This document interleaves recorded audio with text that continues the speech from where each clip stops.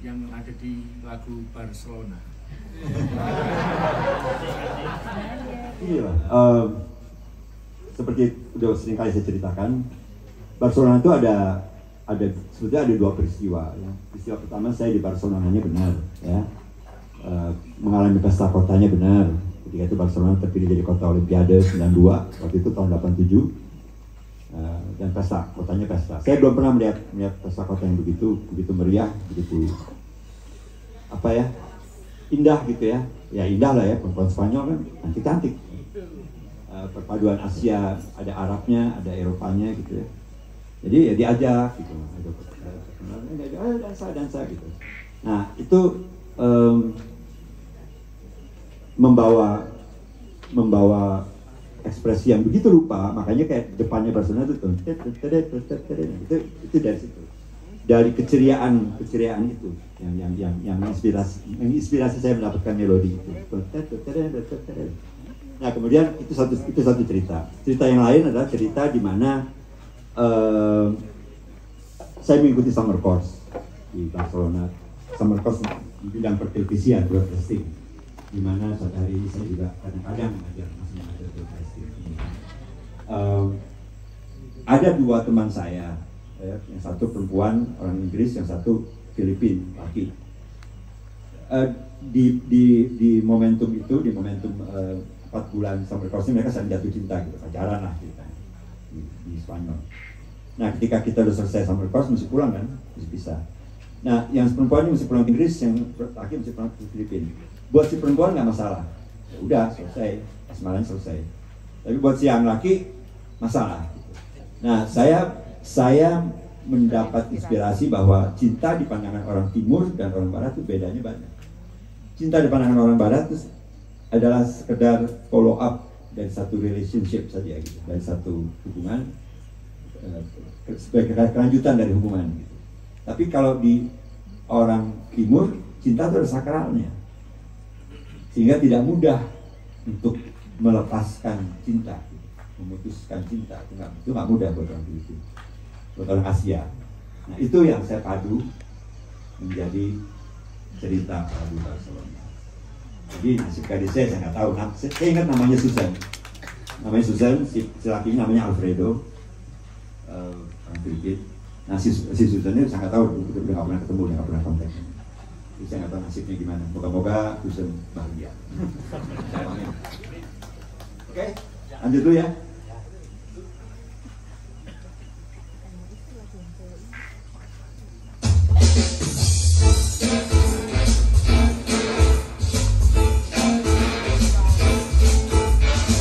Inilah sebuah cerita tentang gadis Jakarta, wajahnya sedikit lumayan, body bikin deg-degan, matanya melihat dari balik kelamre dan hitam. Pagi-pagi keluar rumah, berseragam SMP, dia pun berkaki sebelah dalam mobil BMW, melintas melawan, rambut dilepasnya lembut melambai, matanya menggoda mengintai, sisi bola namanya, tercumbuk profesinya, sisi bola nakanya tak ngeri, urusan hamil tak kenal, mujarab kafir tak pernah mau pusing, cinta itu bagai vitamin. Suatu hari di sebuah plaza, minum kok dan makan pizza, di sebelah seperti biasa, merupakan cirinya, matanya mengundang, dari balik kelamre dan hitanya, matanya menggoda mengintai, suci bernamanya, korban gemerlap rontai, hidup impian semata, tak kenal gegap muda, tak tahu arah langkahnya, mencari diri dalam kegelapan hidupnya.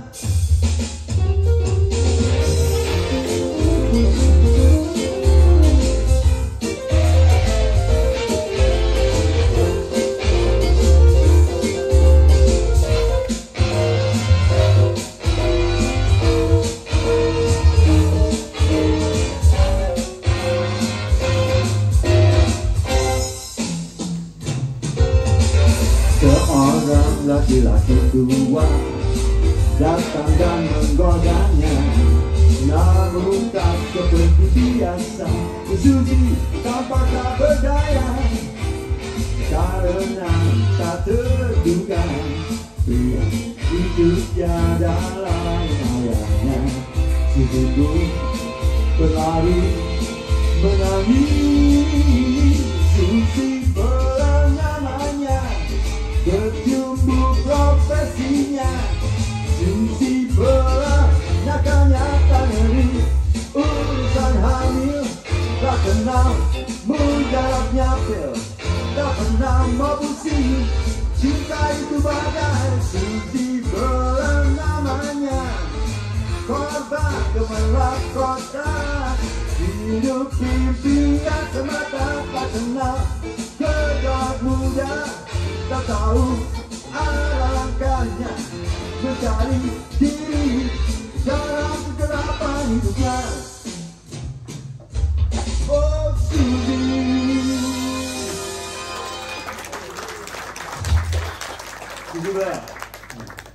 Jadi ingat, ini tanggal 30, 31, tanggal 30 besok mereka merayakan ada acara yang merayakan kembali di Tas Melawai, ya, di Jakarta. Ya itu apa namanya, cerita tentang seorang ini juga inspirasinya beneran ya, beliau itu beneran inspirasinya. Jadi saya masih ingat ya, di zaman kami, di zaman tahun 80-an itu hidup di jalanan itu seperti juga lagunya simfoni, mereka di jalanan itu bercerita.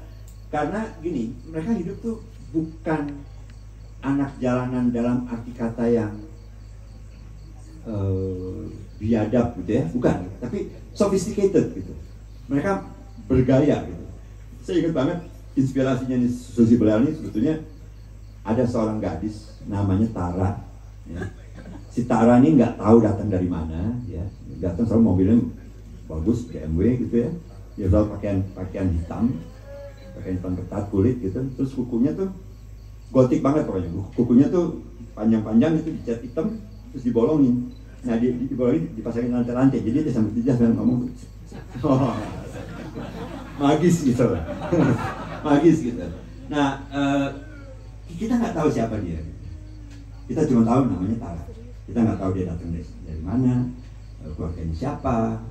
Zaman itu terus terang memang zaman tahun 80 itu kan zaman apa namanya, Jakarta, terutama Jakarta tuh lagi dilanda apa ya, orang kaya baru gitu ya, banyak sekali tuh ya orang kaya baru yang nah mereka kan dari keluarga seperti itu, tapi nggak jelas gitu siapa dia segala macam. Nah itulah misterinya, makanya saya dan Dori Kalmas sekali Asmara menulis lagu tadi Susi Beliau.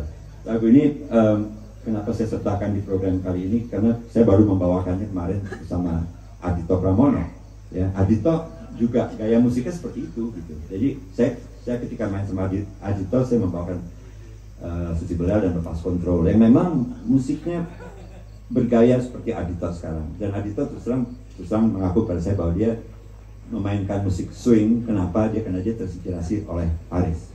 Jadi makanya saya dekat dengan Adito. Kami juga sedang merencanakan lagi merilis single baru berdua ya, Adito Pramono dan Paris Salam. Judulnya nanti aja tapi bakal keluar gitu.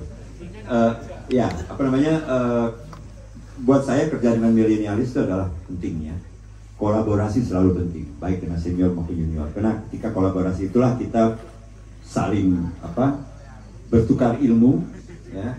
Bukan hanya si junior belajar di senior, tapi seniornya juga belajar di junior.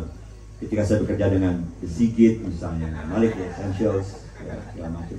Itu saya merasa mendapatkan sesuatu. Dan ada hal-hal lucu ya yang terjadi. Seperti sahabat-sahabat tahu kan, Malik menyanyikan kembali Barcelona ya, versi Malik. Buat saya adalah sebuah lagu itu bisa sukses. Itu bukan karena hanya lagunya bagus, tapi lagu bagus dinyanyikan oleh orang yang tepat, ya kan? Dengan aransemen musik yang benar, yang bagus. Jadi itu faktor itu harus jadi satu dulu, baru sebuah lagu bisa berhasil. Oke, ada lagi yang mau tanya? Mas Faris, terima kasih kesempatan yang diberikan. Saya juga usianya sama seperti Mas Faris, usia Mas Faris ya. Saya sudah tua Bu, dan pensiunan. Dari jodoh kan, ngajari jodoh. Saya dari lereng gunung dan sejak tahun 80 saya sudah mengenal Mas Faris. Jadi saya mengikuti Mas Faris itu sejak tahun 80 sampai sekarang. Alhamdulillah. Itu. Setiap entah itu berita baik, berita buruk, saya selalu berdoa semoga Mas Faris tetap kuat dan tetap berprestasi dan terus berkarya begitu ya. Insyaallah. Itu dari saya. Sampai saya itu setiap tidur, kalau mau tidur itu lagunya Mas Faris sudah setel. Sampai istrinya itu marah, istri saya itu sampai marah. Pak, sudah malam, besok lagi dengarnya enak ibu, gitu. Makanya setiap yang dinyanyikan Mas Faris tadi, ya mohon maaf ya, saya mengikuti terus dan hafal begitu ya, gitu ya. Kemudian yang menjadi pertanyaan saya, mengapa Mas Faris itu sampai sekarang itu masih legend? Kan mungkin yang lain itu muncul kemudian tenggelam, mungkin konsep Mas Faris sampai sekarang ini bisa seperti itu bagaimana gitu?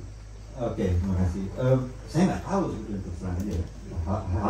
Hal seperti itu kan bukan saya yang menentukan, tapi mungkin gitu ya, mungkin kalau saya bilang itulah gitu ya. Salah satunya makanya adalah bahwa ketika kita mensyukuri sesuatu gitu ya, mensyukuri suatu nikmat yang diberikan oleh Allah pada kita, kebisaan gitu ya, jangan jadi sombong dan seperti ini gitu loh. Seperti ini kan, malam ini kan lain jadi situasinya, suasananya gitu kan. Ini bukan konsep, ini adalah intimate, ini adalah pertemuan gitu. Jadi apa namanya, justru hal-hal seperti inilah sebetulnya yang mungkin itu menjaga eksistensi saya gitu. Karena saya selalu terbuka pada orang, saya nggak pernah menutup, saya nggak pernah menolak. Mas Faris boleh foto, boleh, pasti boleh jawabnya. Nggak boleh. Saya nggak pernah merasa bahwa saya harus dijaga oleh bodyguard atau apa, enggak. Jalan-jalan pagi, jalan-jalan aja gitu. Mas Faris belum mandi ya, hari Minggu ngapain mandi pagi-pagi? Asik-asik aja gitu loh. Karena sekali lagi saya bilang bahwa saya nggak beda dengan teman-teman semua kok. Bedanya saya kebetulan bisa bikin musik dan kebetulan bisa bikin lagu dan kebetulan lagunya dikenal orang, itu aja. Tapi selebihnya nggak ada. Jadi kalau saya bilang sebetulnya adalah saya percaya kalau kita tetap berpijak di bumi, gitu ya. Jangan pernah berhenti meraih bintang, tapi dengan kaki tetap berpijak di bumi. Ya, mengejar cita-cita boleh, tapi jangan pernah jadi sombong, jangan pernah jadi takabur, jangan pernah lupa bersyukur. Ya. Karena sekali lagi kita akan tetap selalu belajar dan berproses sampai kita mati.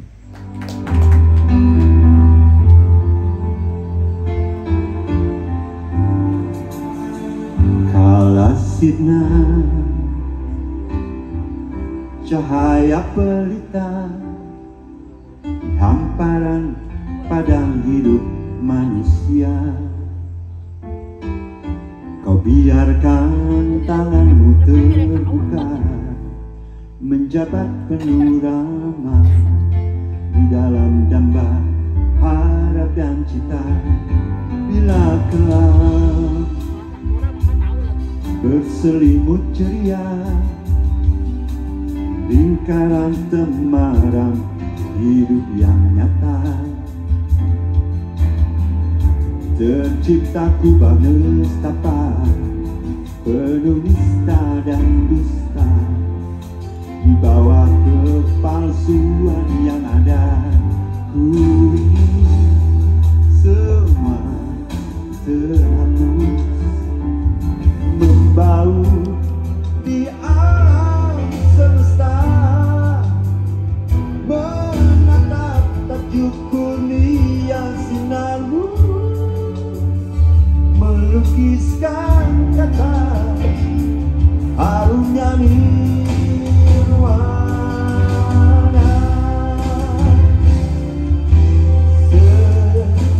Setulus doa yang kini menjelma dan terucap dalam bisu selamanya, terpaut kalbu hasrat dan cita-cita insani.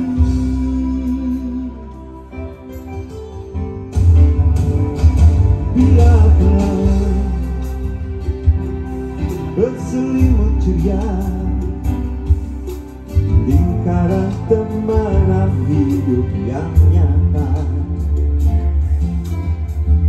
tercipta kubah nestapa berista dan dusta di bawah kepalsuan yang ada. Ku ingin semua untukku, membau di alam semesta, menatap tajuk kurnia sinarmu, melukiskan kata harumnya nirwana.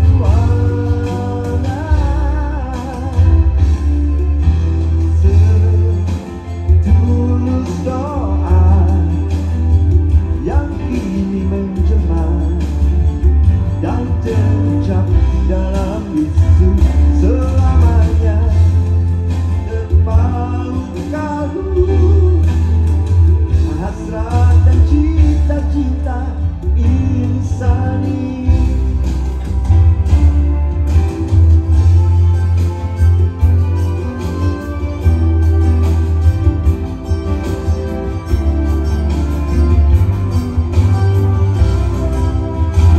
Selamanya terpaut kalbu hasrat dan cita-cita, hasrat dan cita-cita insani. Oh, oh, oh.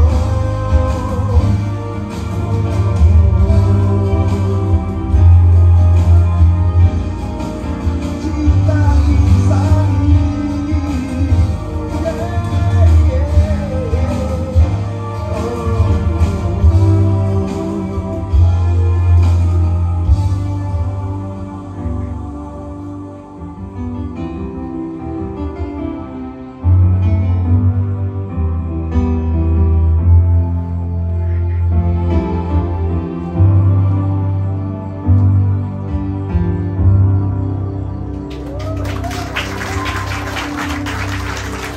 Hasrat dan cita. Setiap orang selalu punya hasrat dan juga punya cita. Dan wajar ya ketika orang punya hasrat cita. Dan orang semua punya cita-cita hidup. Ada orang-orang yang beruntung bisa mencapai cita-cita hidupnya di usia yang lebih muda. Ada orang yang saya nggak bilang kurang beruntung, tapi ada orang yang bernasib berbeda, misalnya seperti saya yang masih bekerja keras ya, sehari-hari dalam profesi saya sebagai pemusik.